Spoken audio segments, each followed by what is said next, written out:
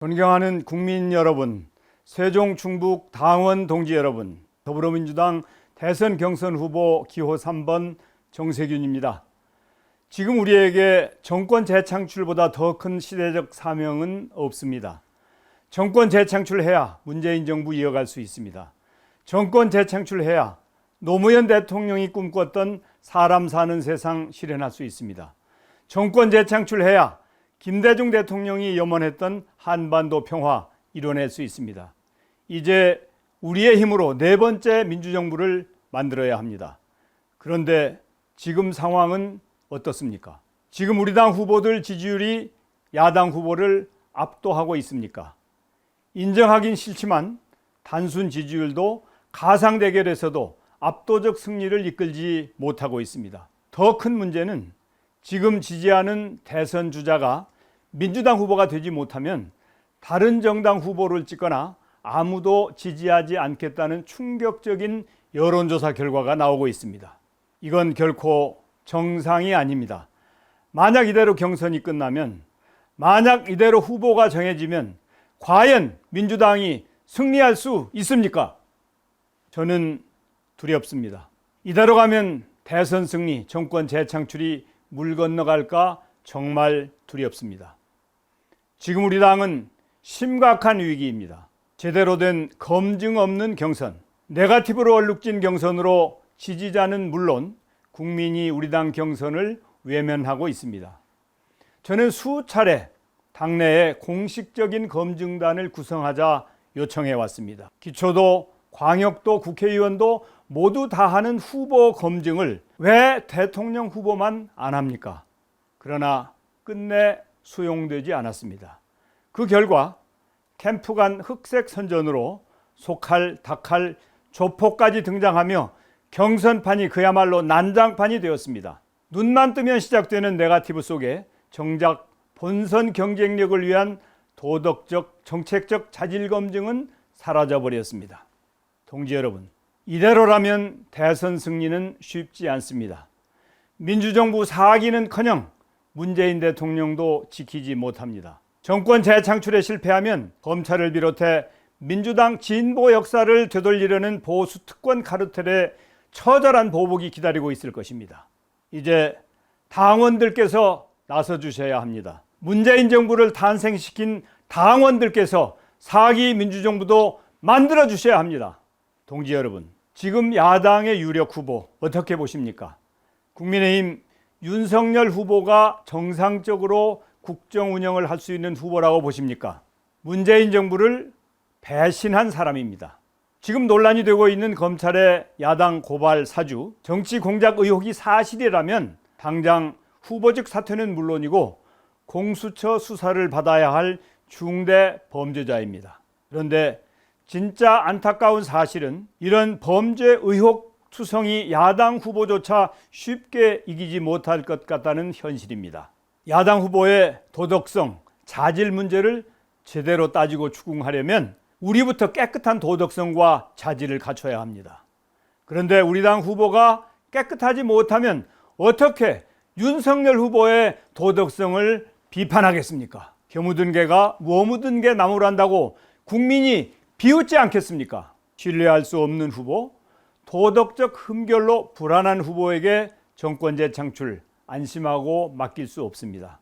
당장 닥칠 언론과 야당의 수만 건의 무차별 폭로와 검증을 생각해 주십시오. 저 정세균 솔직히 지지율 높지 않습니다.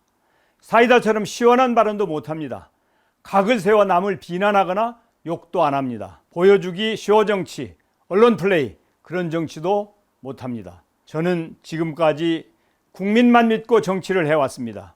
묵묵히 일하면 알아주리라. 설령 알아봐 주시지 않는다 해도 최선을 다해 일하는 자체에 만족하며 살아왔습니다. 그 마음을 알아준 분은 바로 김대중, 노무현, 문재인 세 분 대통령입니다. 저는 그 믿음에 부응해 어떤 자리에서건 최선을 다했고 뚜렷한 성과를 내왔습니다.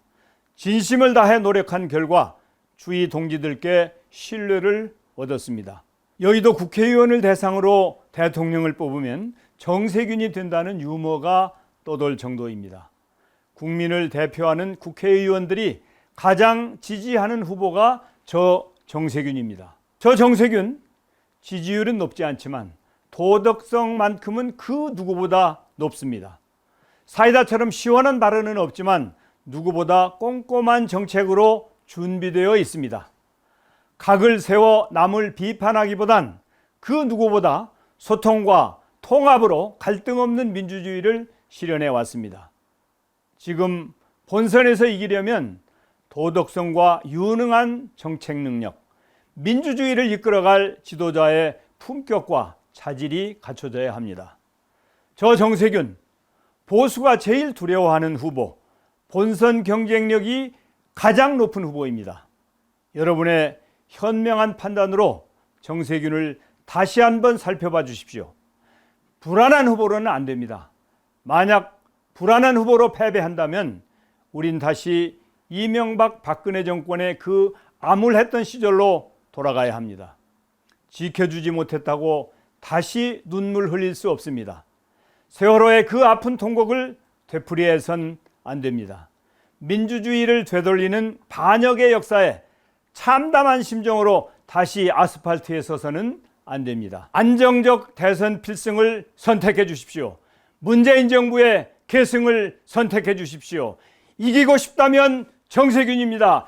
이겨야 하니까 정세균입니다.